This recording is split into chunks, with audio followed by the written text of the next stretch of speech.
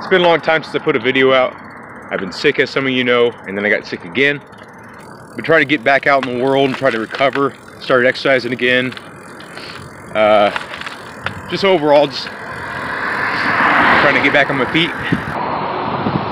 It's like a frozen waterfall over there. It's pretty badass. I recently had a problem with skaters. The only reason I'm even mentioning what they choose to ride is for this topic I'm going to talk about. And excuse my mouth being frozen. I was at a skate park, specifically a Team Pain design. I felt the sort of discrimination, and he hinted at some things that, you know, I'm on a bike or whatever. Anyway, it got me thinking. I ended up researching some things about Team Pain Parks specifically, and it turns out that it's commonly thought that Team Pain Parks don't allow BMX at all, like legally. So, you know, I saw a few BMX channels make mention of it, like after I started researching it, and it kind of reinforced the thought in my mind, like, okay, well, maybe there's an actual reason why skaters don't like bikes, you know, in their skate parks. So, and I knew the common things, like, you know, BMX pegs, you know, steel pegs specifically, damage things, you know, more than aluminum trucks do. But there's other options. There's aluminum pegs. There's plastic sleeved aluminum and steel pegs, and there's like straight up plastic pegs, which they don't last more than a few grinds on certain surfaces, but and I wouldn't trust them.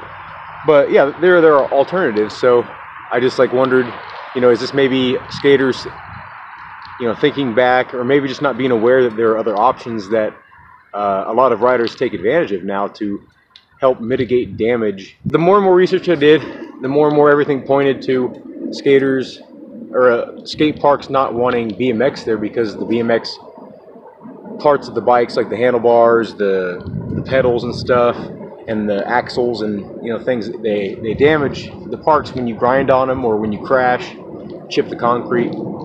So I contacted Team Pain Parks directly, and I wanted to really clear things up and see if there was any truth to all these, you know, people saying, like, you know, Team Pain hates BMX basically, you know, and Team Pain won't insure their parks if you let BMX riders in or whatever. And so I contacted them, and I'll put my email I wrote to them, and then their email they responded back to me in the video here. And they basically, you know, if you don't want to read the whole thing, basically said that's not true. We love BMXers. We welcome them. It's only up to the city if they choose to ban BMX or bikes in general in their parks. At least in my area, almost all the concrete parks I go to around here are Team Pain parks. And, you know, once I started putting two and two together, you know, and under the misconception that they didn't like us in their parks, you know, Team Pain, I was thinking back, like, you know, was I being a prick, you know, like going to all those Team Pain parks and not really knowing that people don't like me because their park won't be insured and it won't be repaired if people know that, you know, it's common for BMX riders to ride there, you know. So it really helped me feel better about the situation. A lot of the parks out here, besides, you know, some of the indoor parks, they don't straight up say, like, no BMX allowed, no scooters allowed. They don't say that. They just say, like, rules like, you know, you must wear a helmet, you know, wear protective gear. If you're under a certain age, be supervised, kind of thing. No drinking on the premises. That's a big deal for me. And I know some of my viewers on this channel probably drink and ride, but I think that's wrong, because you're going to a place that is built specifically for a large group of people.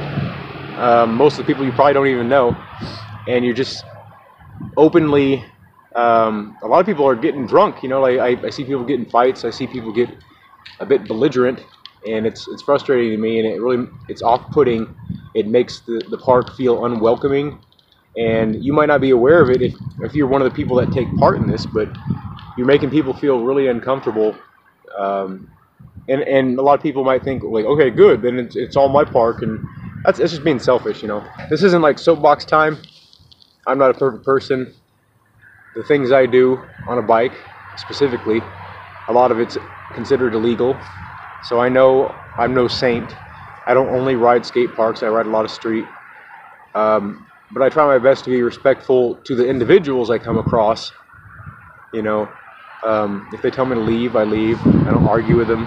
You know, little things like switching over to plastic sleeved aluminum pegs. You know, they damage things a lot less. I just want to get a few of those things across. I'll get back to the video and keep on riding. This is what a lot of the sidewalks look like. There's like cover snow, and then a lot of it's like this. So there's actually this cool little spot that I've been wanting to look at for a while. It's probably under snow right now. Yeah, I see it right now. It's under snow, but maybe we can uncover it and kind of show you what I want to do on it. I want to come up from this side, then 180, and then fakie double tire ride on this concrete portion, and that's the gist of it. That's all I want to do on it, but and then pull out of it somehow. But you can see the transition's not super bad, but it's like the sort of, not a brick material, but it's concrete made to look like brick. It's just like a press pattern, so it's still pretty smooth like concrete would be. But I think it would be a pretty nice little run up right here, and then fakie double tire ride. It'd be my first fakie double tire ride on like an actual raised portion of something. So I don't know, and then like either just pop into this grass bank, because there's grass underneath here, or you know, pull out of it on the asphalt somehow. But it'll be cool. I'll come back here when things are a little bit less wet and snowy.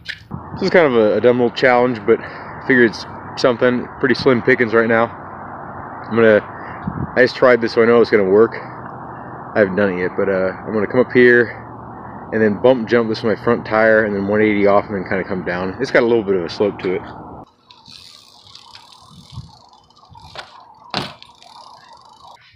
I didn't end up riding anymore.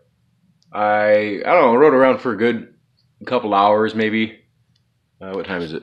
Yeah, I rode around for about 3 hours. That's a long time for me right now.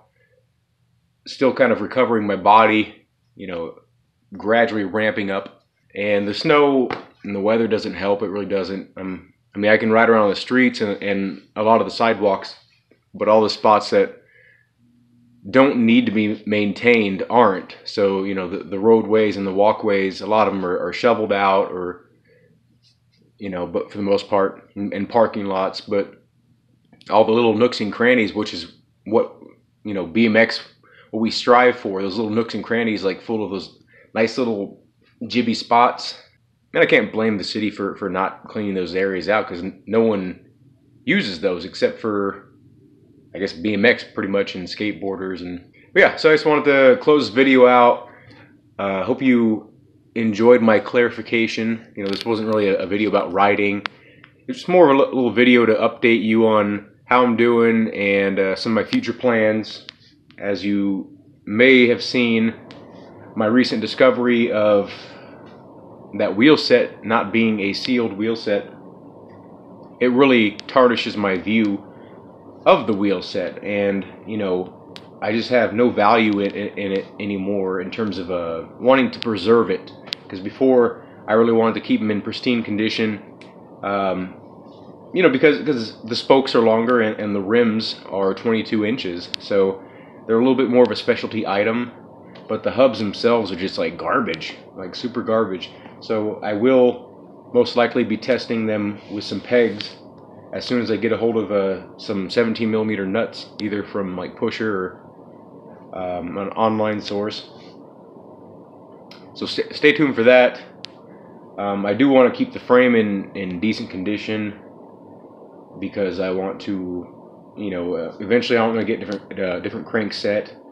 and eventually I'm going to get a different wheel set, and then that bike's going to be 100% custom. So anyway, have a good day. Thank you for watching, and I hope to see you in a future video.